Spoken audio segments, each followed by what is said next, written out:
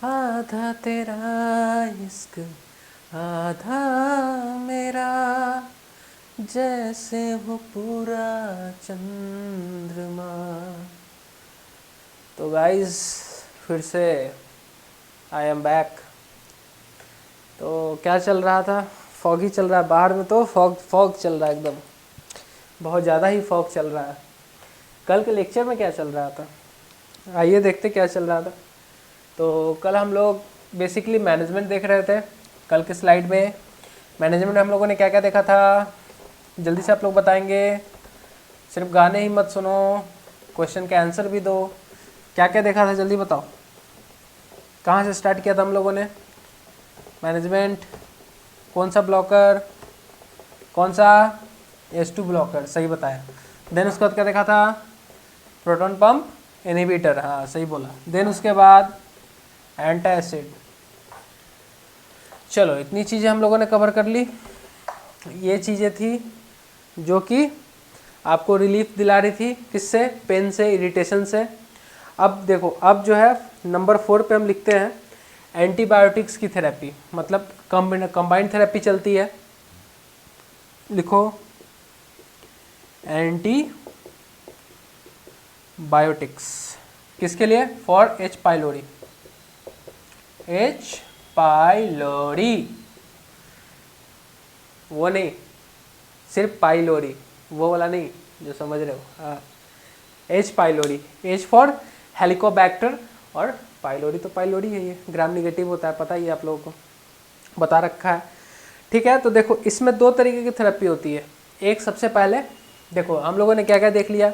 सबसे पहले H2 blocker देख लिए, H2 ब्लॉकर के सारे मेडिसिन के नाम जान लिए, है ना। किन्हीं को कोई डाउट तो कमेंट करो।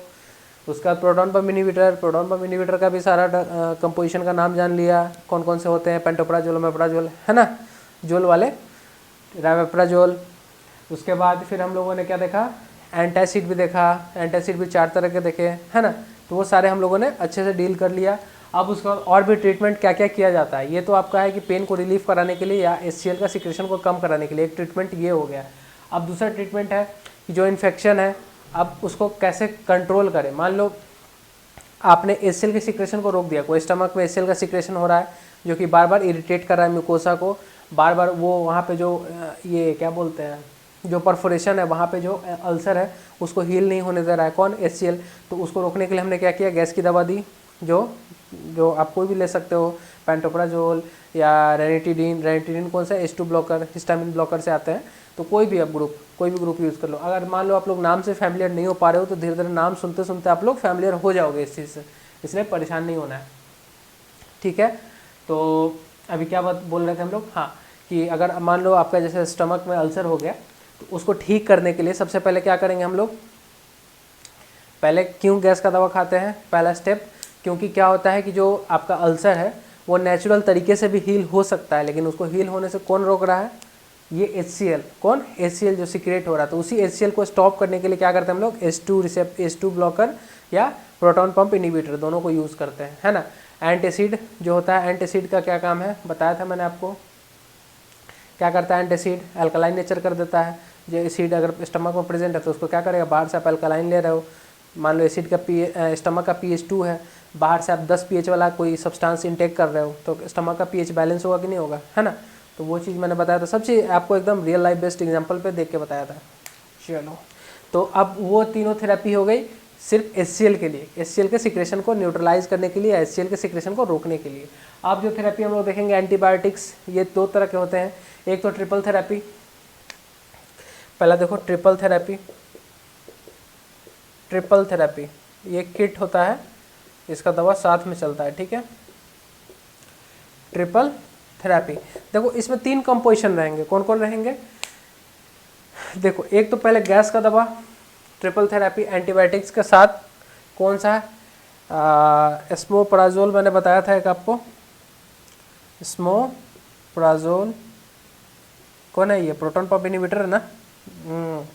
और एक एंटीबायोटिक कौन सा, एमोक्सिसिलिन, कौन, पेनिसिलिन ग्रुप का। ये नहीं किन्हीं को समझ में आ रहा है, फार्मा पर आएंगे उस समय अच्छे समझ में आएगा, एकदम रिलेट करते चलो, अभी से नाम जानते रहोगे कि हाँ एमोक्सिसिलिन क्या होता है, पेनिसिलिन क्या होता है। प्रोटॉन पंप इनहिबिटर क्या होता है, तो फार्मा बहुत इजी तरीके से समझ जाओगे, फार्मा उस समय हल्का लगेगा आपको, लेकिन अभी थोड़ा सा टफ लग रहा होगा, देखते चलो। एमॉक्सिसिलिन है ना, उसके बाद क्लैरिथ्रोमाइसिन, क्लैरिथ्रोमाइसिन का एक होता है, हाँ ठीक है, क्लैरिथ्रोमाइसिन, जेंटामाइसिन, ठीक है। ये 3 का ग्रुप, ये 3 ड्रग का किट होता है, ठीक है, जिसको ट्रिपल थेरेपी बोलते हैं, जो कि यूज़ होता है कहाँ पे, आपके पेप्टिक अल्सर में यूज़ होता है। क्या होता है ये ट्रिपल, एस्मोप्राजोल, एमॉक्सिसिलिन और क्लैरिथ्रोमाइसिन, 2 एंटीबायोटिक होते हैं जो कि यूज़ होते हैं। अब किसी को नहीं समझ में आ रहा तो इसको लिख लेना, ये पेनिसिलिन ग्रुप से बिलोंग करता है, किससे, पेनिसिलिन, ओके। पेनिसिलिन का डिस्कवर किसने किया था, सर अलेक्जेंडर फ्लेमिंग, ठीक है, डिस्कवर था पेनिसिलिन। ये क्या है, मैक्रोलाइड बोलते हैं इसको, क्या बोलते हैं, मैक्रोलाइड। ये नहीं समझ में आ रहा होगा, कोई बात नहीं है, मान के चलो जैसे ये एस्मोपराजोल है तो ये किससे बिलोंग करता है, प्रोटॉन पंप इनहिबिटर है, इसका नाम क्या है, पीपीआई, इसको क्या बोलते हैं हम लोग, पीपीआई, प्रोटॉन पंप इनहिबिटर। वैसे ही ये किस फैमिली से बिलोंग करता है, मान लो आप हो, आप कौन से फैमिली से बिलोंग करते हो, चौहान हो, क्या हो आप, टाइटल क्या आपका, गुप्ता हो, यादव हो, तो वैसे ही ये भी कोई फैमिली से बिलोंग कर रहा है, जो पीपीआई से बिलोंग कर रहा है, ये पेनिसिलिन फैमिली से ये बिलोंग कर रहा है, मैक्रोलाइड से ये बिलोंग कर रहा है, ठीक है, उसके अंदर ये आते हैं सारे, ठीक है, समझ में आया। ये ट्रिपल थेरेपी है। ट्रिपल थेरेपी में क्या, एक गैस का दवा हो गया, 2 एंटीबायोटिक चलाएंगे, नाम याद रखना है, ट्रिपल थेरेपी में यही तीनों रहेंगे, ओके, समझ में आनी चाहिए। एक और इसमें लिख सकते हो ट्रिपल थेरेपी में ही, अगर चलाओगे और ट्रांजोप्राजोल भी एक होता है, ट्रांजोप्राजोल एक ये गैस का दवा, एमॉक्सिसिलिन तो भाई भाई है, और वो भी एमॉक्सिसिलिन, क्लैरिथ्रो, गैस का दवा सिर्फ चेंज हो गया, माइसिन, ठीक है, क्लैरिथ्रोमाइसिन, CIN है लास्ट में, AIN नहीं, AN नहीं है, CIN है, क्या है ये, CIN, ठीक है, क्लैरिथ्रोमाइसिन। ये ट्रिपल थेरेपी में ये दोनों दवा चलेंगे, याद रखना। उसका क्वाड्रिपल थेरेपी देखते हैं हम लोग, दूसरा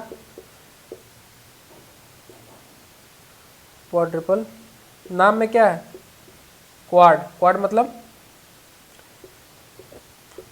थेरेपी का स्पेलिंग एक बार चेक कर लेना आप लोग, डबल पी होता है कि सिंगल पी होता है, ठीक है। देखो इसमें भी एस्मोप्राजोल होगा,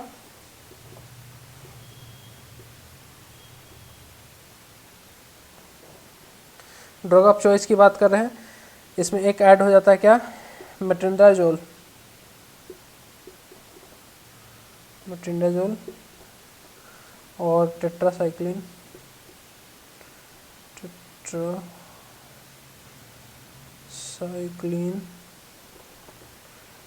बाइस्मुथ,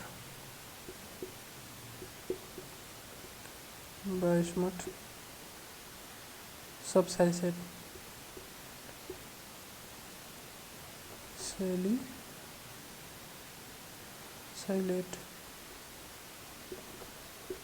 ठीक है, 1 2 3 4, ठीक है।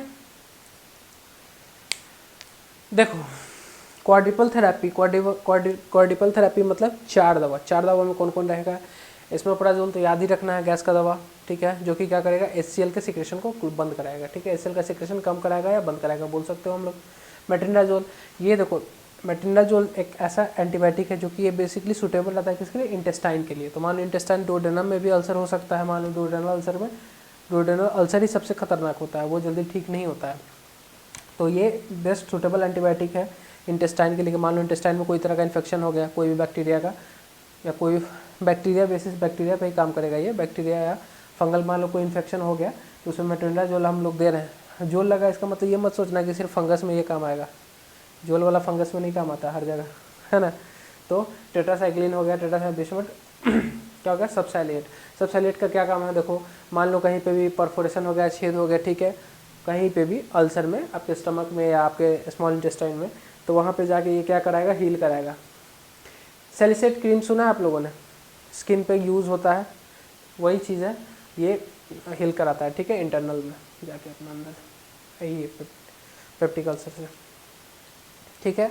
चलो इसको लिख लो जल्दी से। उसके बाद हम लोग आगे बढ़ते हैं गैस्ट्रिक प्रोटेक्टेंट पे। गैस्ट्रिक प्रोटेक्टेंट देखो कॉन्ट्रा इंडिकेशन होता है गैस्ट्रिक प्रोटेक्टेंट का, क्या कॉन्ट्रा इंडिकेशन होगा, कहाँ कहाँ नहीं देंगे हम लोग, ये बेसिकली प्रेग्नेंट लेडी में हम लोग यूज़ नहीं कर सकते क्योंकि इसका जो एक कंपोजिशन का नाम मैं बता रहा हूँ मीजोप्रोस्टॉल। तो जो आप MTP जैसे किट होते हैं, MTP किट जो मेडिकल टर्मिनोलॉजी प्रेगनेंसी जो गायनी में पढ़ना है चाहे कम्युनिटी में पढ़ना है थोड़ा बहुत, तो उस टाइम देखेंगे हम लोग। लेकिन MTP जो होता है उसमें 2 कंपोजिशन चलते हैं MTP किट में, कौन सा, एक मीफेपेरिस्टोन और मीजोप्रोस्टॉल, क्या मीजोप्रोस्टॉल, मीफेपेरिस्टोन और मीजोप्रोस्टॉल। तो जो मीफेपेरिस्टोन है, मीफेपेरिस्टोन का तो छोड़ तो अभी यूज़ नहीं बताएंगे, लेकिन जो मीजोप्रोस्टॉल है वो क्या करता है, ब्लड जो एरिया होता है जहाँ पे भी कोई भी जहाँ पे ब्लड फ्लो अगर कम हो रहा है तो उस एरिया में क्या करता है, ब्लड फ्लो को बढ़ाता है। तो ब्लड फ्लो कम होने का एरिया में बताते हैं कैसे, देखो मीजोप्रोस्टॉल का गैस्ट्रिक प्रोटेक्टेंट में। गाने को माइंड मत करना, ठीक है, वो यूं ही गा दिया था, मन किया तो।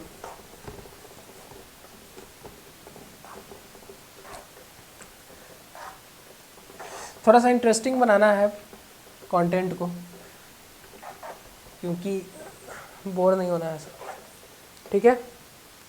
चलो क्या देखना है अभी, gastric protectant, gastric protectant, protectant. देखो इसमें पहला देखते हैं हम लोग, पहला क्या है, एक ही मीजोप्रोस्टॉल, मीजोप्रोस्टॉल बोलो इसको, या जो आपको बोलना बोलो, मीजोप्रोस्टॉल, ठीक है।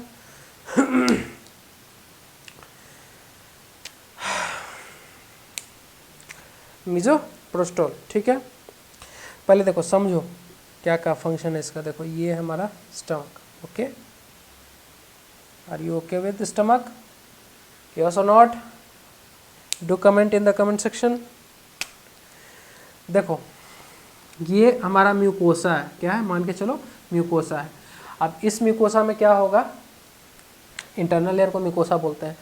अब इस म्यूकोसा में क्या होगा, इस म्यूकोसा को क्या होता है, एक प्रोस्टाग्लैंडिन नाम का सब्सटेंस होता है, मैंने बार बार बता रहा हूँ मैं इस चीज़ को, प्रोस्टाग्लैंडिन, जो कि इस म्यूकोसा को हेल्दी रखता है, क्या करता है, हेल्दी हेल्दी हेल्दी रखता है, क्या करता है, इस म्यूकोसा को हेल्दी रखता है प्रोस्टाग्लैंडिन, ठीक है।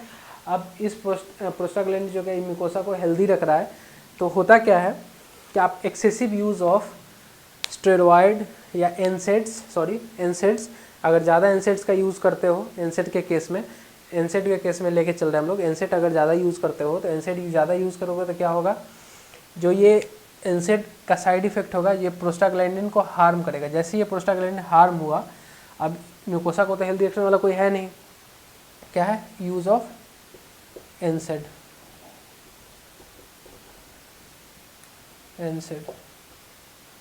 लीड्स टू व्हाट, हार्म, ठीक है, समझ गया। यूज ऑफ एनसेड्स, ये लिखना नहीं है, समझा रहे हैं कि use of NSAIDs leads to prostaglandin harm. Prostaglandin जैसे हार्म हुआ तो क्या होगा, ये म्यूकोसा को कौन हेल्दी रख रहा था, प्रोस्टाग्लैंडिन जैसे खराब हुआ तो अब क्या होगा, म्यूकोसा आपका डैमेज होना स्टार्ट हो जाएगा। म्यूकोसा डैमेज होना मतलब यहाँ पे ब्लड सप्लाई नहीं आएगी, है ना, ब्लड सप्लाई नहीं आई, कहीं ब्लॉकेज हो रही, कहीं रुक रही है ब्लड, तो क्या होगा, ब्लड सप्लाई नहीं होगी तो यहाँ पे क्रैक पड़ना स्टार्ट होगा, क्रैक होगा यहाँ पे, ठीक है। अब जैसे क्रैक हुआ तो क्या हो गया, परफोरेशन हो गया, क्या होगा, परफोरेशन हो गया, क्या हो गया, परफोरेशन हो गया, ठीक है। अब जैसे यहाँ पे क्रैक हो गया, क्रैक, सॉरी यहाँ लिखो, छोड़ो इधर लिखो, क्रैक इन म्यूकोसा, क्या होगा, क्रैक हो गया म्यूकोसा लेयर में, क्या होगा, क्रैक हो गया। अब जैसे क्रैक हुआ तो क्रैक होने के बाद क्या होगा, प्रोस्टाग्लैंडिन काम नहीं कर रहा, तो अगर हम लोग इस दवा को यूज़ करते हैं, किसको, मीजोप्रोस्टॉल को, तो क्या करता है, इंक्रीज कर देता है सिंथेसिस, किसका सिंथेसिस इंक्रीज करता है, प्रोस्टाग्लैंडिन के, प्रोस्टाग्लैंडिन का सिंथेसिस कौन दवा इंक्रीज करता है, इसको। जैसे इंक्रीज होगा तो क्या होगा, म्यूकोसा रिपेयर होना स्टार्ट हो जाएगा और ब्लड फ्लो इंक्रीज कर जाएगा, ठीक है। तो क्या होगा, म्यूकोसा रिपेयर होना स्टार्ट हो जाएगा और ब्लड फ्लो इंक्रीज होना स्टार्ट हो जाएगा, ठीक है। तो इसको लिखेंगे कैसे, अभी समझ जाइए पहले कि एनसेड ज़्यादा यूज़ करने से क्या हुआ, प्रोस्टाग्लैंडिन हार्म हुआ, प्रोस्टाग्लैंडिन हार्म मतलब डैमेज हुआ, डैमेज होने के बाद क्या हुआ, यहाँ पे जो आपके जो म्यूकोसा थे इंटरनल लेयर उसमें क्या है, क्रैक्स आए, क्रैक्स आने के बाद क्या हुआ, ब्लड फ्लो कहीं रुकने से ही क्रैक आया होगा इसमें।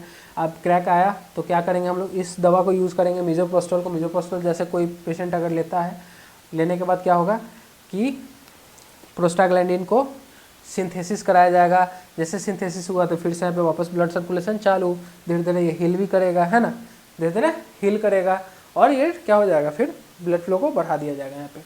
अब इसका बहुत बड़ा कॉन्ट्रा इंडिकेशन क्या है कि आप इसको प्रेगनेंसी में नहीं दे सकते हो। कोई भी वीमेन अगर प्रेग्नेंट है उस कंडीशन में हम लोग मिजोप्रोस्टोल उसको नहीं दे सकते हैं, अबॉर्ट करा सकता है बेबी को ये मिजोप्रोस्टोल, है ना।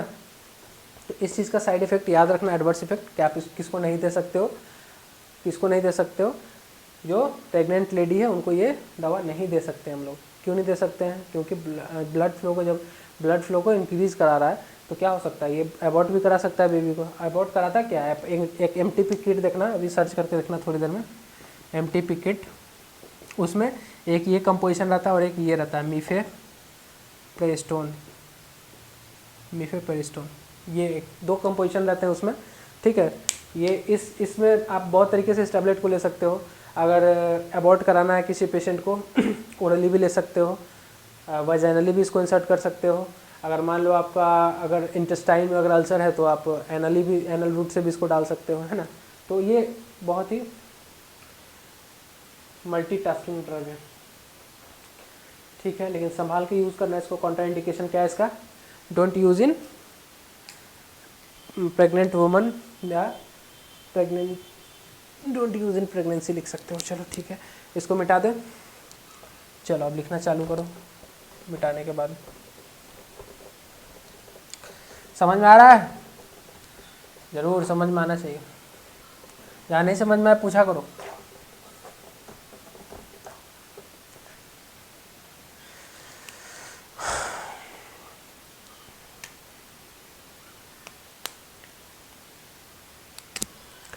ठीक है, 8 increase the synthesis of prostaglandin.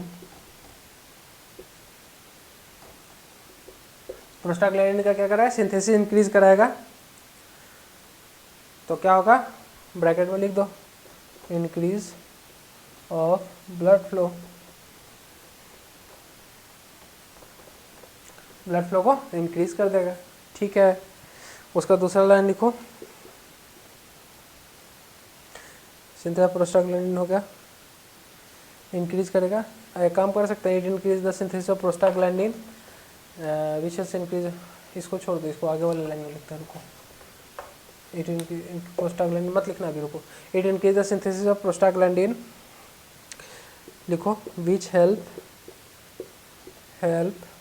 in which help in mucosal repairing which help in mucosal repairing and increase blood flow। क्या कहना है, क्या क्या कर रहा है, सिंथेसिस ऑफ प्रोस्टाग्लैंडिन कर रहा है, जो कि क्या कर रहा है, म्यूकोसल रिपेयरिंग को भी, रिपेयरिंग नहीं है, रिपेयरिंग, REPAIRING, एन नहीं, ठीक है, ओके, ठीक है, रिपेयरिंग, ठीक है।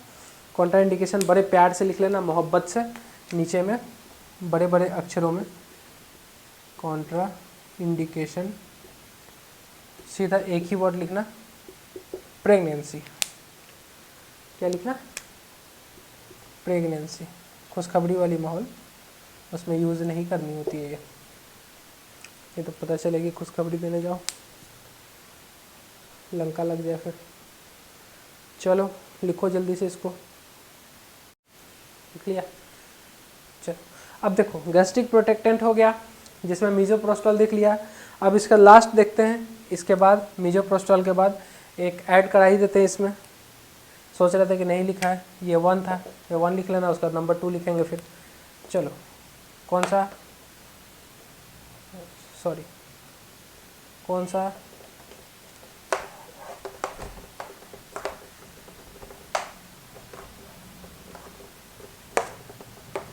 वेट, एक बहुत ही मज़ेदार दवा का आप लोगों ने कभी नाम सुना होगा, सुकराल फेट। सुकराल फेट,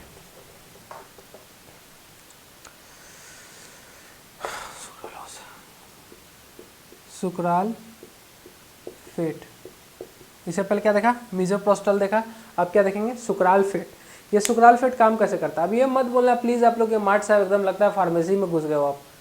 तो थोड़ा बहुत एक चीज़ बता दे रहे हैं आप लोगों को, अगर नहीं घुसेंगे तो फिर रिलेट करके नहीं पढ़ोगे, मज़ा नहीं आएगा, फिर सिलेबस वैसा का वैसा ही रह जाएगा, इंटरेस्ट लेके नहीं पढ़ पाओगे। जो भी बच्चे अगर इंटरेस्ट लेके, जरा भी इंटरेस्ट ले रहे होंगे मेरे इस टॉपिक में, तो उनका तो भला हो ही जाएगा साथ साथ, मेरे साथ साथ, क्योंकि आपको पढ़ाने के लिए मैं भी पढ़ के आता हूँ, तो मेरा भी भला हो रहा है। आप जो मेरे साथ पढ़ेंगे उनका भी भला होगा, जो नहीं पढ़ेंगे फिर उनका भला नहीं है, क्योंकि आने वाले टाइम में कंपटीशन इतना टफ होने वाला है कि फिर क्या ही हो सकता है अगर नहीं पढ़े रहोगे तो। अभी भी मौका है, जो हुआ सो हुआ, छोड़ो, आ जाओ मेरे साथ, सब लोग साथ मिल के हम लोग नॉट सेट पढ़ते हैं। चलो आ जाओ। देखो सुकराल फेट, सुकराल फेट में क्या, सुकराल फेट में क्या देखेंगे, देखो सबसे पहले ये हमारा स्टमक, क्या स्टमक, क्या हुआ, स्टमक, माइंड मत करना कैसा भी स्टमक हो सकता है खाया पिया घर का स्टमक होगा। अब कहीं पे देखो, कहीं पे क्या है, अल्सर हो गया, मान लो ये गोल गोल गोल गोल सा अल्सर हो गया, ठीक है, मल्टी अल्सर हो गया, मतलब एक से ज़्यादा जगह, ठीक है। अब इस कंडीशन में होता क्या है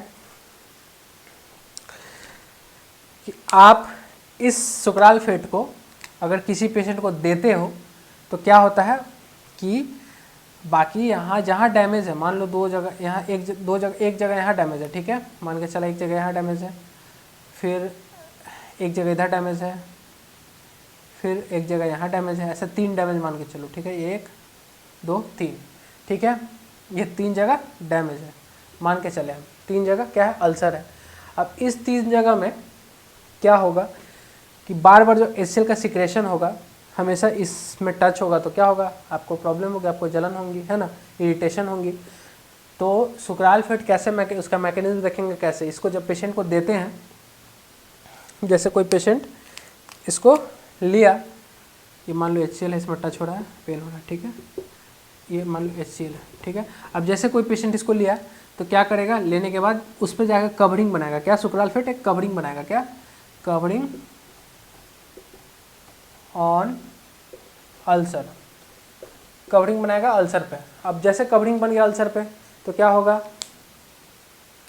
जाहिर सी बात है कवर बन गया तो क्या होगा, पेन कम होगा, रिड्यूस होगा। लेकिन इसका एक साइड इफेक्ट है, क्या साइड इफेक्ट है, क्या साइड इफेक्ट है, पूछो क्या है, अरे पूछो बाबा, क्यों नहीं पूछ रहे हो, पूछो, हाँ ठीक है। चलो तो इसका साइड इफेक्ट क्या होगा, मान लो इस पर जब कवरिंग हो गया, आप जो खाना खाओगे, जो फूड इनटेक करोगे, तो अब जब पूरा इस पर कवर कर गया अल्सर पे, एचसीएल का सिक्रेशन क्या हो रहा है, हो भी रहा है, लेकिन आप ब्रेक डाउन कर ले रहे हो, लेकिन उसके बाद जो प्रोसेस होता है एब्जॉर्प्शन का, मान लो इस पर पूरा कवरिंग हो गया, किसका, सुकराल फेट का, इस पर पूरा, ये पूरा पे कवरिंग हो गया, किसका, सुकराल फेट पे, सुकराल फेट का मान लो इस पर कवरिंग हो गया। अब कोई भी खाना पीना आप कुछ भी खाओगे तो प्रॉब्लम क्या होगा, खाना ये आया स्टमक में ही रह गया, स्टमक में ही रह जाएगा, क्यों रह जाएगा, क्योंकि ना आप इसको एब्जॉर्ब करने के लिए सिस्टम है यहाँ पे, ऐसा हालांकि स्टमक में एब्जॉर्बेशन नहीं होता है, ना के बराबर होता है, लेकिन फिर भी होता है, ऐसा नहीं है नहीं होता है। अब ऐसा नहीं, कुछ का डाइजेशन जैसे कार्बोहाइड्रेट का होता है कि नहीं होता है ना, तो वो चीज़ देखो, मान लो एब्जॉर्ब नहीं होगा तो ये क्या होगा, इनडाइजेस्टेबल हो जाएगा फूड, खाना डाइजेस्ट नहीं होगा। मान लो खाना नहीं, पानी का एग्जांपल लेके चलते हैं, पानी पियोगे तो पानी एब्जॉर्ब नहीं होगा, तो है ना, वो फर्दर ऐसे इंटेस्टाइन में पास हो जाएगा आगे। तो ये सब चीज़ें हैं, साइड इफ़ेक्ट है इसका, इसीलिए इसको क्या करते हैं हम लोग, इसको भी उसी तरह दवा यूज़ करते हैं, किसकी तरह, जैसे प्रोटॉन पंप इनहिबिटर यूज़ कर रहे थे, या तो खाने से 1 घंटे पहले, नहीं तो खाने के 2 से 3 घंटे बाद। तो इसका भी वही यूज़ करने का तरीका है। तो इसको लिख लेंगे सबसे पहले, इट कवर द, करता क्या है पहले ये, it cover the site of ulcer, it cover the site of ulcer and protect from acid which promote healing,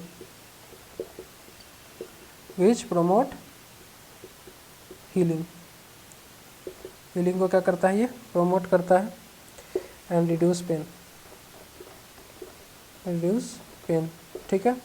एक चीज़ लिख सकते हैं, इसको स्टार देके, use before 1 hour and 2 hour after the meal. Okay, got it. चलो,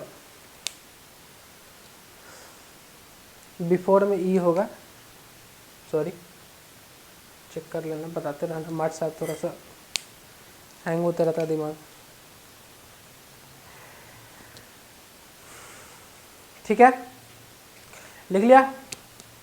नहीं लिखा है पॉज करके लिखो, सिलेबस बहुत पीछे है। चलो, अब गैस्ट्रिक प्रोटेक्टेंट खत्म हो गया, सुक्राल्फेट दोनों, मिजोप्रोस्टॉल सुक्राल्फेट दोनों खत्म हो गया। कहाँ से हम लोग कितने मेडिकल मैनेजमेंट की अगर बात करें तो क्या क्या देखा हम लोगों ने? सबसे पहले स्टार्ट किया क्या? हिस्टामिन ब्लॉकर, H2 ब्लॉकर जिसको बोलते हैं, उसका एक एग्जांपल बता दो। आप लोग नहीं याद है तो सुन लो मेरे मुंह से, रेनिडिन। उसके बाद फिर प्रोटॉन पंप इनहिबिटर देखा, तो उसमें क्या एक एग्जांपल ले लो, पेंटोप्राजोल, एस्मोप्राजोल, रैप्राजोल, बहुत सारे होते हैं लेकिन हम लोग एक एग्जांपल देखते हैं, क्या? पेंटोप्राजोल, ठीक है। एस्मोप्राजोल सबसे बेस्ट सुटेबल एग्जांपल है क्योंकि ये ज़्यादातर चलता है पेप्टिक अल्सर में। देन उसके बाद हम लोगों ने क्या देखा था? क्या? एंटासिड देखा था। एंटासिड में 4 तरह के देखे थे, है ना? एल्युमिनियम हाइड्रोक्साइड, है ना, ऐसा कुछ देखा, मैग्नीशियम हाइड्रोक्साइड देखा था, ठीक है। उसके बाद फिर हमने क्या देखा था? 4 दिन के बाद एंटीबायोटिक्स में थेरेपी देखी थी। कौन कौन सी therapy? Triple drug therapy, quadruple drug therapy. Triple में कौन कौन था? एस्मोप्राजोल था, एमोक्सिसिलिन था, है ना, क्लेरिथ्रोमाइसिन था, 2 एंटीबायोटिक प्लस 1 गैस का दवा। क्वाड्रिपल थेरेपी में क्या था? एक में ट्रिंडाजोल ऐड हो गया था, है ना, और एक क्या ऐड हुआ था? जल्दी बताओ आप लोग, क्या क्या? एस्मोप्राजोल, ये मेट्रिंडाजोल, और जल्दी बताओ आप लोग, जल्दी जल्दी जल्दी जल्दी जल्दी जल्दी जल्दी जल्दी जल्दी नोट कराओ जल्दी से मेरे को, मार्च साहब को याद नहीं आ रहा है, जल्दी बताओ, जल्दी जल्दी जल्दी जल्दी लिखो, जल्दी कमेंट करो, कमेंट कर दिया? चेक करेंगे सबका कमेंट, क्या बताया था? देखो क्या क्या बताया था? टेट्रासाइक्लिन, ये कुछ और बताया था, जल्दी रीचेक करो मेरे को यार, क्रॉस करो। सर आप गलत बता रहे हो, ऐसे बोलो कॉन्फिडेंट में, जल्दी बताओ क्या बोला था। नहीं बताओगे तब तक बढ़ेंगे नहीं यहाँ से हम। बता दिया, चलो ठीक है, बता दिया, अच्छी बात है, बता दिया। क्या बताया? एस्मोप्राजोल और मेट्रिंडाजोल और क्या?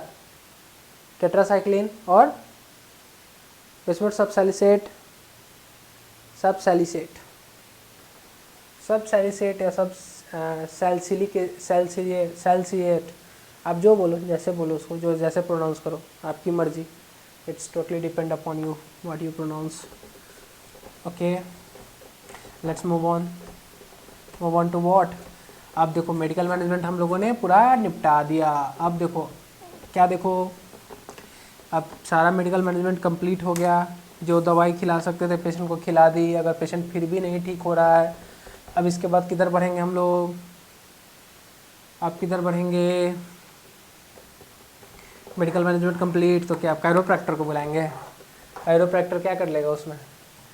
कायरोप्रैक्टर कुछ नहीं कर सकता है, नस को थोड़ी बैठाना है, डिस्टेंशन थोड़े हो गया, एब्डोमिनल डिस्टेंशन थोड़े है, कायरोप्रैक्टर का कोई यूज़ नहीं है यहाँ पे। चलो आगे बढ़ो। आगे क्या करेंगे? सर्जिकल इंटरवेंशन करेंगे, सर्जिकल मैनेजमेंट बोल सकते हैं। क्या? Surgical management.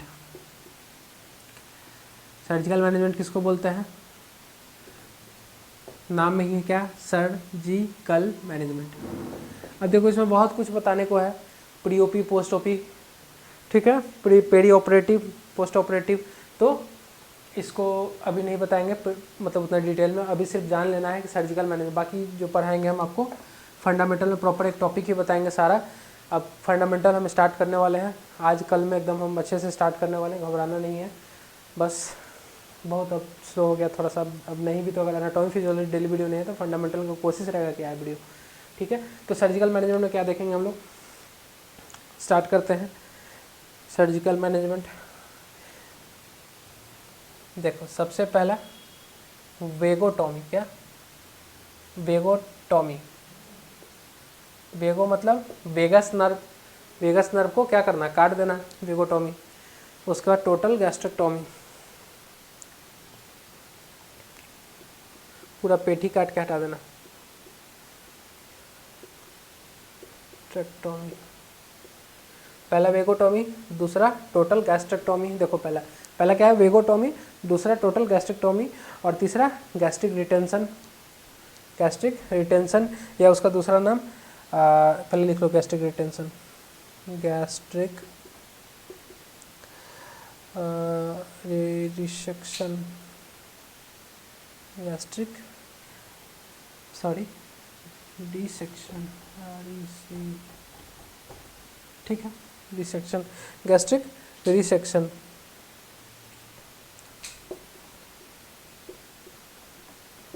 रिसेक्शन, ठीक है, गैस्ट्रिक रिसेक्शन।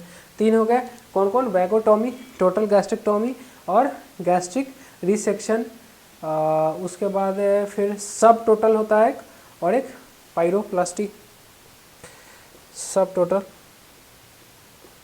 सब टोटल, सब टोटल गैस्ट्रिक्टॉमी। और लास्ट व्हाट, पाइलोरोप्लास्टी, ठीक है। अब देखो इतने सारे सर्जिकल मैनेजमेंट है, सर्जिकल इंटरवेंशन है, इसको पहले लिख लो, फिर उसका वन बाय वन डील करते हैं हम लोग।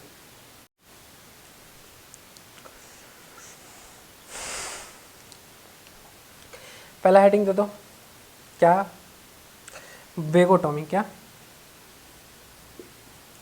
नाम क्या है, वेगस नर्व, वेगस नर्व का क्या होता है, कटिंग। देखो ये हमारा स्टमक दिख रहा है सबको, क्लियर दिख रहा है, हाँ ना, रिप्लाई मी इन यस और नो, ओके, तो दिख रहा है। तो देखो यहाँ पे क्या होता है,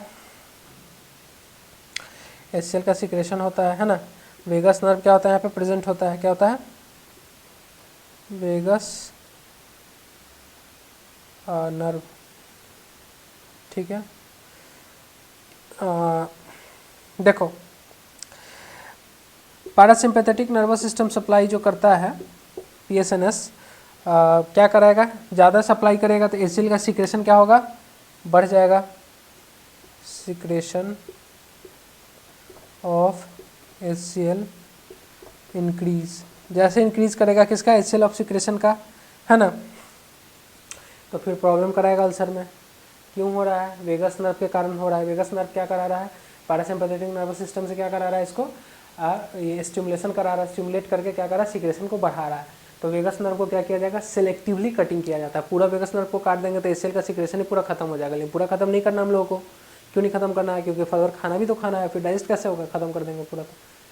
तो क्या करेंगे हम लोग, सिलेक्टिवली करेंगे, क्या करेंगे, selectively, selectively cutting, selectively cutting, क्या करेंगे, सिलेक्टिवली काटेंगे इसको, इसको मिटा दे ऊपर वाले को, जल्दी से लिखेंगे, सिलेक्टिवली इसको बनाना है बना लेंगे, नहीं तो रुकिए इसको हम अच्छे से लिखाते हुए। एक काम करते हैं ना, इसको मिटा देते हैं, ठीक है। इसको याद रखना, पहले वेगोटॉमी देखेंगे, फिर टोटल गैस्ट्रेक्टॉमी, फिर गैस्ट्रिक रिसेक्शन जिसको एंटेक्टॉमी भी बोलते हैं, सब टोटल गैस्ट्रेक्टॉमी और पाइलोरोप्लास्टी, ठीक है। इसको याद रखना, सीरीज में चलेंगे, 1 नंबर वेगोटॉमी, ठीक है, दूसरा नंबर ये, तीसरा नंबर, चौथा नंबर, पाँचवा नंबर, ठीक है। चलो अब देखते हैं हम लोग, इसी को भी देखेंगे, लिखते हैं कैसे होगा और क्या क्या होगा, देखते हैं। चलिए क्या देखते हैं, देखिए वैगोटॉमी में हम लोग को इतना ही में डील करना होगा ऊपर में। पहले वैगोटॉमी, वैगोटॉमी देख रहे हैं हम लोग। वैगोटॉमी में अब थ्योरेटिकल देखते हैं, जैसे क्या करेंगे, selective cut in Vegas nerve branches, selective cut in Vegas nerve branches. क्या करेंगे, सिलेक्टिवली कट लगाएंगे किसमें, वेगस नर्व के ब्रांचेज में। ठीक है, जैसे कट लगाएंगे क्या होगा, डिक्रीज होगा इन सिक्रेशन ऑफ HCl। ठीक है, सिक्रेशन किसका, HCl में डिक्रीज हो जाएगा। जैसे ये डिक्रीज हुआ तो क्या होगा, डिक्रीज या pH बोल सकते हैं, इंक्रीज कर जाएगा। इंक्रीज करना मतलब alkaline model, increase pH, alkaline लिख लो। अरे भाई नहीं समझ में आया, देखो क्या, वेगस नर्व को जैसे काटेंगे, सिलेक्टिवली कुछ ब्रांच को काटेंगे तो क्या होगा, HCl का सिक्रेशन कम होगा। HCl का जहाँ सिक्रेशन कम हुआ, HCl क्या है, एसिड है, हाईली एसिडिक है, जिसका pH 2 है, 2.5 समथिंग उसके अराउंड ही है, 2 के आसपास। ठीक है, तो ये जैसे इसको अगर हम कम कराते हैं HCl को तो क्या होगा, अल्कलाइन नेचर बढ़ेगा स्टमक में, क्योंकि अल्कलाइन में पानी पियोगे, दूध पियोगे, है ना, तो वो क्या करेगा, अल्कलाइन नेचर को शो करेगा। तो जैसे अल्कलाइन नेचर हुआ तो अल्कलाइन नेचर में क्या होता है, pH बढ़ जाता है। ये pH इंक्रीज क्यों लिखा, क्योंकि यहाँ पे देखो ये क्या है 0, इधर क्या है, सॉरी 7, ये क्या है 0, इधर 14, इधर क्या है एसिडिक, इधर क्या है बेसिकली अल्कलाइन लिखो, अल्कलाइन। ओके, अल्कलाइन ऐसे। ठीक है, समझ में आया। अब जैसे pH इंक्रीज कर गया तो क्या हो जाएगा, अल्कलाइन मतलब इट लिख सकते हैं लीड्स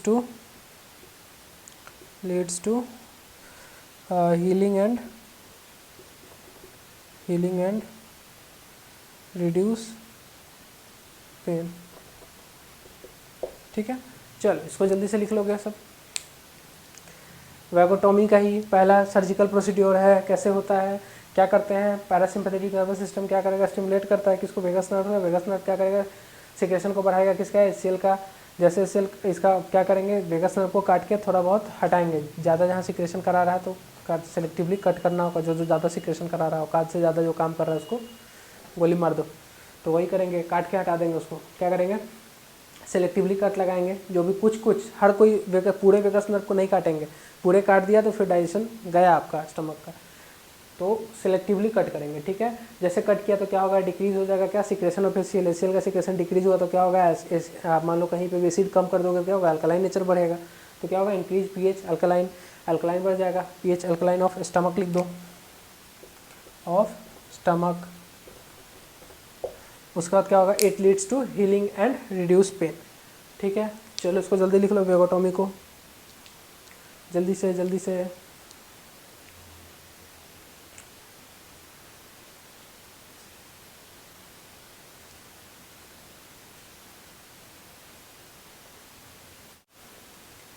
चलो लिख लिया, चलो बढ़ते हैं आगे, दूसरी तरफ नहीं, दूसरा नंबर, इसको मिटा दें। चलो मिटा के किधर चलेंगे हम लोग,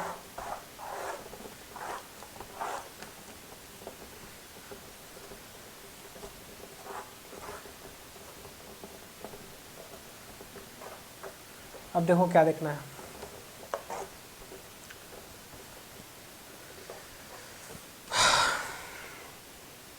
हाथ तो पूरी गंदी हो जाती है, कोई बात नहीं, गंदी बात।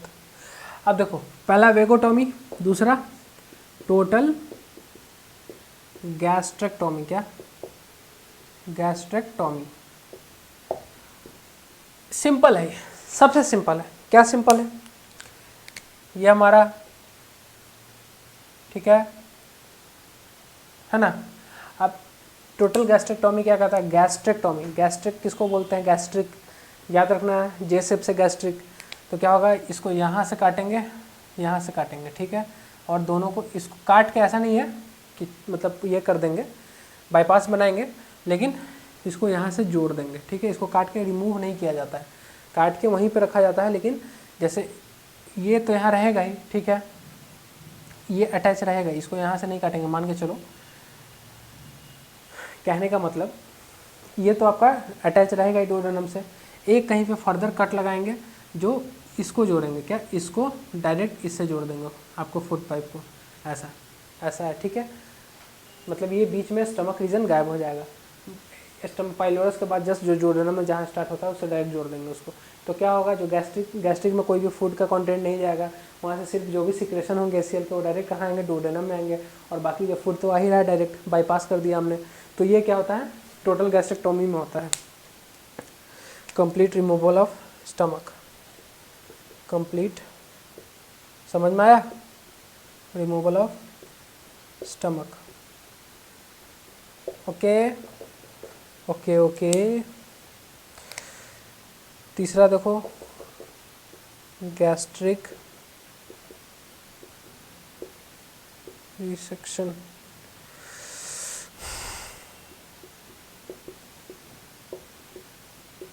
एंट्रेक्टोमी, ठीक है।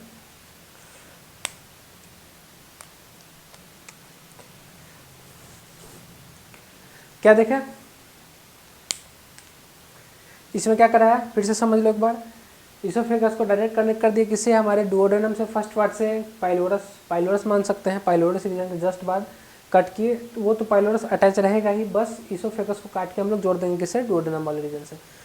टोटल गैस्ट्रेक्टोमी में होता है। ऐसा नहीं कि इसको काट के हम लोग रिमूव नहीं करते हैं, रिमूव कर देंगे तो फिर सिक्रेशन कैसे होगा इसका।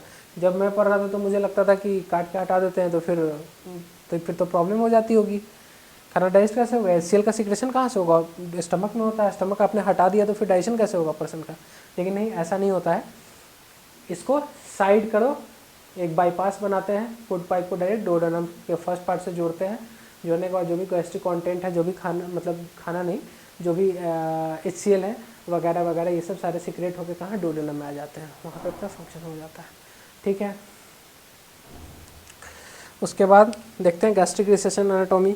इसमें देखो क्या होता है, लिख सकते हैं इसको, पाइलोरिक एंट्रम, पाइलोरिक एंट्रम नाम में ही है, एंट्रेक्टोमी इज रिमूव्ड। पाइलोरिक एंट्रम कैसा होता है देखो, ये मान के चलो हमारा, ठीक है, ये हमारा क्या है, पाइलोरस, ये एंट्रम होता है ये पाइलोरिक का। इसको काटेंगे और इसको काट के रिमूव करेंगे, क्या करेंगे, काट के रिमूव करेंगे और डायरेक्ट डुओडेनम से जोड़ देंगे, ठीक है। समझ में आया, समझ में आया, क्या कहना चाह रहे हैं, सॉरी, क्या कहना चाह रहे हैं, समझ में आया कि पाइलोरस रीजन में, देखो पाइलोरस रीजन में ये मेजर साइट, मतलब एक मेजर साइट कट करेंगे, ठीक है, क्योंकि देखो कभी पाइलोरस रीजन में भी हो जाता है ना, ऐसे इस रीजन में ज़्यादातर होता है, तो इस रीजन में अगर हो गया तो इधर से काटेंगे और इधर से काटेंगे, डायरेक्ट इसको जोड़ देंगे, कैसे, ये मान के चलो ये हमारा स्टमक है, ठीक है, मान के चलो डायरेक्ट हो गया, ठीक है। डायरेक्ट कहने का मतलब कि ये क्या किया हमने, इतने रीजन को बीच से हटा दिया। मैं एग्जैक्टली एक्चुअली उतना ड्रॉ नहीं कर पा रहा हूँ, लेकिन देखो आप लोग एक चीज़ रिलेट करना है कि बस इस पार्ट को मैंने बीच से कौन सा, पाइलोरस एंट्रम को रिमूव कर दिया, ठीक है। चलो चौथा वाला जो है ये थोड़ा सा सब टोटल गैस्ट्रेक्टोमी, ये थोड़ा सा कॉन्सेप्चुअल है। इसमें दो तरीके के आते हैं, बिलरोथ 1, बिलरोथ 2, यानी बिलरोथ 1, बिलरोथ फर्स्ट या बिलरोथ सेकेंड, सब टोटल गैस्ट्रेक्टोमी।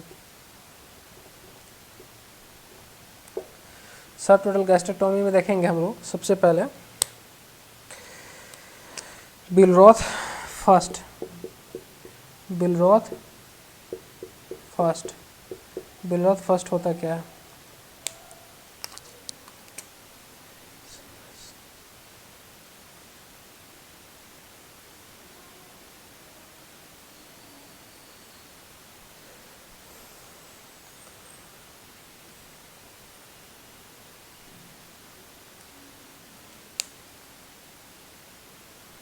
ठीक है।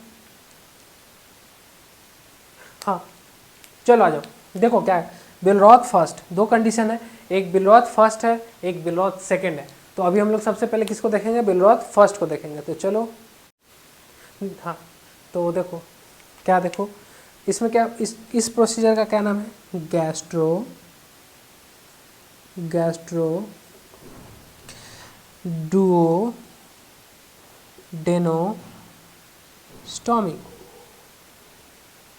डुओडेनोस्टॉमी, देखो ये कहने का मतलब कि इस कंडीशन में क्या होता है, रिमूव करते हैं, किसको किसको करते हैं,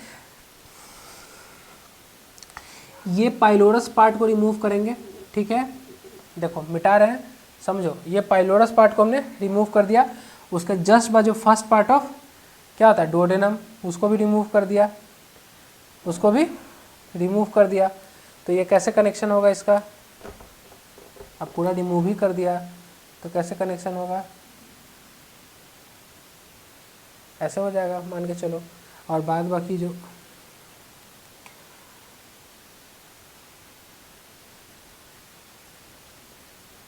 ठीक है, डायरेक्ट इसको जोड़ दिया हमने ऐसे, ठीक है, बाईपास कर दिया, मतलब नहीं डायग्राम समझ में आ रहा है, कोई बात नहीं है, रुको अभी समझाते हैं।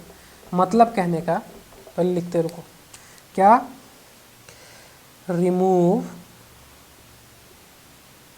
Pylorus and first part of duodenum, remove pylorus and first part of duodenum, rest is anus। देखो कहने का मतलब पाइलोरस पार्ट, ठीक है, पाइलोरस पार्ट और फर्स्ट पार्ट ऑफ डुओडेनम को दोनों को रिमूव कर दिए, काटना नहीं है, एक बाईपास बना रहे हैं, काट के हटाना नहीं किसी को भी, बस बाईपास बना रहे हैं। अब क्या कर दिया, रेस्ट पार्ट को, जो दुओडेनम को और आपके स्टमक को, ठीक है, डायरेक्ट जोड़ दिया हमने, पाइलोरस रीजन को हटा के, जो स्टमक, जो आपका स्टमक का 4 रीजन होता है ना, 4 पार्ट होता है ना, कौन कौन, बॉडी रीजन, तो डायरेक्ट बॉडी रीजन से अटैच कर दिए, क्या कर दिया, डायरेक्ट बॉडी से अटैच कर दिए, ठीक है, क्या किया, डायरेक्ट पाइलोरस रीजन को काट दिया, तो क्या बचा स्टमक में, पाइलोरस के बाद क्या बचा, पाइलोरस के बाद क्या बचा, बॉडी, कार्डियक, फंडस, तो डायरेक्ट अटैच कर दिया उस पर, ठीक है, किसमें, बॉडी वाले रीजन में, ठीक है, समझ में आया कि पाइलोरस पार्ट कैसे, ये हमारा स्टमक, फिर से देखो ये हमारा स्टमक, ठीक है, ये हमारा स्टमक, अब ये क्या हमारा फर्स्ट पार्ट ऑफ डुओडेनम। अब क्या करेंगे यहाँ से, ये हमारा पाइलोरस, यहाँ से यहाँ तक क्या है पाइलोरस, यहाँ से यहाँ तक क्या है डुओडेनम, फर्स्ट पार्ट लिख लो, फर्स्ट पार्ट ऑफ डुओडेनम, ठीक है, समझ आना, डुओ मतलब डुओडेनम। अब क्या करेंगे, पाइलोरस वाले पार्ट को भी यहाँ से रिमूव करेंगे ऐसे, ठीक है, और फर्स्ट पार्ट ऑफ डुओडेनम को भी ऐसे से रिमूव कर देंगे, क्या करेंगे, डायरेक्ट इसको जोड़ देंगे ऐसे, ठीक है, डायरेक्ट जुट गया है ना। अब समझ में आया क्या कहना चाह रहे हैं, डायरेक्ट जुट गया, किससे, जेजेनम से डायरेक्ट कौन जुटा, स्टमक, जेजेनम से कौन जुटा, डायरेक्ट स्टमक, इसको क्या बोलते हैं, गैस्ट्रोडुओडेनोस्टोमी। बिलरॉथ फर्स्ट में क्या होता है, गैस्ट्रोडुओडेनोस्टोमी, और दूसरा क्या होता है बिलरॉथ सेकंड में, गैस्ट्रोजियोजोनोस्टोमी। तो दूसरा देखते हैं, अभी पहला देख लिया, चलो दूसरा देखते हैं इसी के साथ। इसका साइड इफ़ेक्ट बहुत ज़्यादा है, इसके बाद होने के बाद डंपिंग सिंड्रोम, इसको भी पढ़ाया जाएगा, डंपिंग सिंड्रोम अभी नहीं, डंपिंग सिंड्रोम देखेंगे, आज के लेक्चर में नहीं हो पाएगा, कल के लेक्चर में डंपिंग सिंड्रोम भी देखेंगे, आज बस जानने को बता देते हैं, कल डिटेल में फिर देखेंगे साइड इफ़ेक्ट, किसका क्या साइड इफ़ेक्ट हो सकता है।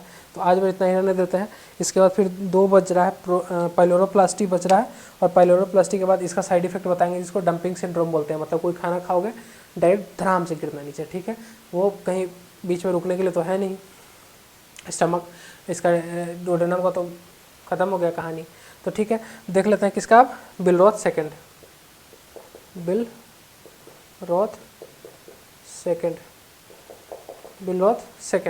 बिलरॉथ सेकंड में क्या है, गैस्ट्रोजियोनोस्टोमी,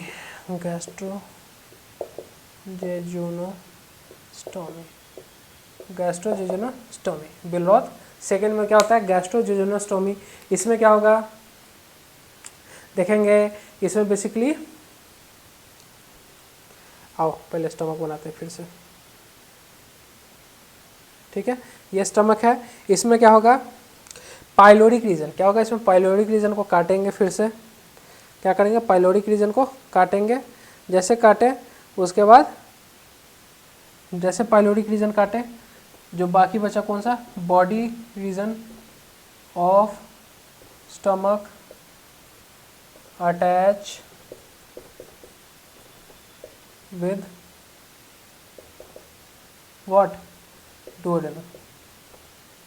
इसमें डुओडेनम को नहीं काटेंगे, डायरेक्ट डुओडेनम अटैच कर देंगे किसमें पाइलोरी, किसमें पाइलोरी नहीं बॉडी रीजन, क्या बॉड नहीं बॉडी,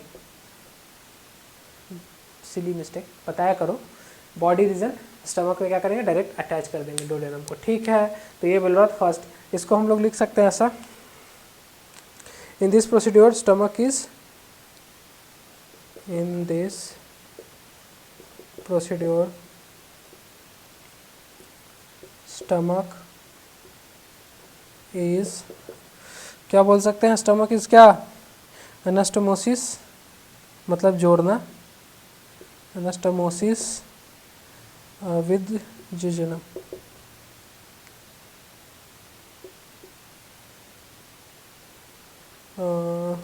सॉरी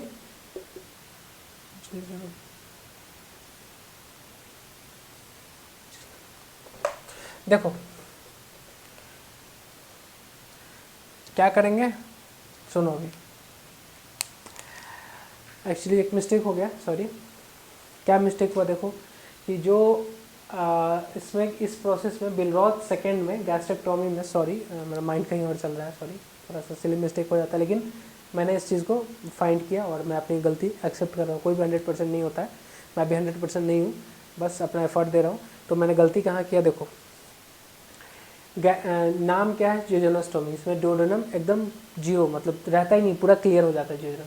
तो क्या होता है इस प्रोसीड्योर में पूरा डुओडेनम को मतलब डुओडेनम पूरा खत्म, एक तो पाइलोरिक रीजन खत्म, उसका पूरा डुओडेनम खत्म। इसमें क्या हो रहा था फर्स्ट पार्ट ऑफ डुओडेनम जा रहा था, इसमें पूरा डुओडेनम खत्म और डायरेक्ट क्या होगा body region of stomach attach with क्या जियोजेनम, क्या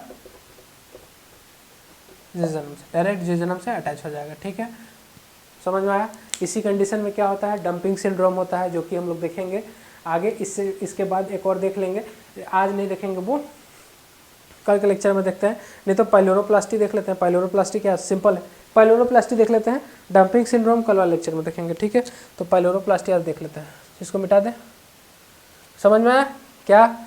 इसमें क्या होता है स्टमक का पार्ट कटेगा पाइलोरी पार्ट, उसका सिर्फ फर्स्ट पार्ट ऑफ डुओडेनम कटेगा जो कि बाकी के डुओडेनम से अटैच होगा। इसमें क्या होगा इसमें इसमें पाइलोरस रीजन भी कटेगा और पूरा डुओडेनम भी कटेगा, डायरेक्ट ये जियोजेनम से अटैच होगा। तो इसका नाम क्या है गैस्ट्रोडुओडेनोस्टोमी और इसका क्या नाम है गैस्ट्रोजियोजेनोस्टोमी। इसको क्या बोलते हैं बिलरॉथ फर्स्ट, इसको क्या बोलते हैं बिलरॉथ सेकेंड, ये स्टेप है, ठीक है सर्जिकल इंटरवेंशन का, ठीक है। जल्दी से इसको लिखेंगे, लिखना है जिनको लिखा पॉज करके, नहीं तो फिर मिटा रहे हैं।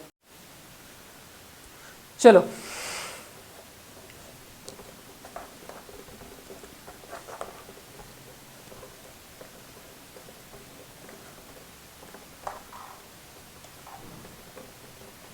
अब देखते हैं हम लोग क्या पाइलोरोप्लास्टी।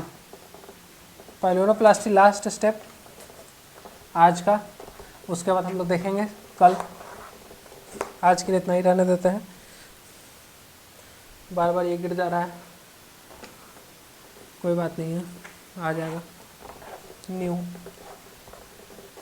चल क्या देखना है अभी पाइलोरोप्लास्टी। पाइलोरोप्लास्टी एक सर्जिकल इंटरवेंशन है जिसमें क्या होता है, ये हो गया हमारा स्टमक, सब में स्टमक तो बनाना ही है, ये पाइलोरस रीजन। इसमें क्या होता है बार बार एसीएल कहीं पे, अब देखो एसीएल छोड़ो लाइफ से रिलेट करो, देखो क्या होता है कहीं पे भी आपकी एक्सीडेंट होती है, कहीं चोट लगती है तो देखते हो कहीं कट लगता है, उसका जो हील होता है, हील होने के बाद इस पर स्किन उभर जाता है, उभार आ जाता है, आता है ना उभार उठता है ना। तो इसमें भी क्या होता है बार बार अल्सर हो रहा है इस रीजन में, जब ये बार बार हील होगा तो ये क्या होगा, इसको इंटरनल मतलब ठीक होने के लिए उस पर हीलिंग बनेगा ऊपर से, जो कि इन्फ्लामेशन में हमें बताना है, लेकिन अभी समझो उतना डीप में नहीं जा रहे हैं, एक सिंपल एग्जांपल लेके जाएंगे। लेकिन इन्फ्लामेशन में बहुत अच्छे से इसको डिटेल में पढ़ना है कि क्यों, उसका क्या यूज़ है हील बनने का, उसके ऊपर क्यों लिक्विड भर जाता है, क्यों, है ना। तो ये सब रीज़न है ताकि अंदर का घाव आपका अच्छे से सही हो पाए, इसलिए उसके ऊपर क्या होता है, लिक्विड फॉर्म हो जाता है ना। देखते हो कभी कभी हाथ जल जाता है, तुरंत फूल जाता है, पूरा उसमें पानी आ जाता है, तो वो क्यों आता है, सबका रीज़न है। वो जानना है, बाद में जानेंगे, वो जब जानना होगा। तो अभी जो जानना है सो वो देखो क्या होगा, इसके ऊपर हील होगा, हील होने के बाद क्या होगा, मतलब स्वेल करेगा, क्या होगा, इन्फ्लामेशन होगा। जैसे इन्फ्लामेशन होगा तो ये क्या, ड्राई होगा, क्या, डेड और ड्राई, मतलब पपड़ी जो निकलता है ना, कैसे पपड़ी देखते हो निकालते हो घाव सूखने के बाद, वैसे ही इस पर पपड़ी आ जाता है, ठीक है। अब ये पपड़ी आ गया तो ये क्या करेगा, ब्लॉक करेगा, रास्ता को नैरो कर रहा है, इसमें जो भी कंटेंट आएगा नैरो हो गया, अब जाने में इसको प्रॉब्लम हो रहा है, इसका साइड इफेक्ट हो सकता है पाइलोरिक स्टेनोसिस टाइप का ही, जैसे पाइलोरिक स्टेनोसिस कैसे होता है उसी टाइप से दिक्कत होगा। तो उसके लिए हम लोग क्या करेंगे, पाइलोरोप्लास्टी करेंगे, एक सर्जिकल इंटरवेंशन है। पाइलोरोप्लास्टी में क्या करेंगे, लिखो, in this procedure pyloric part of stomach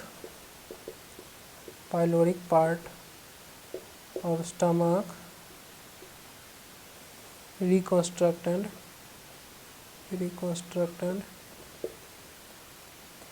dilate the portion of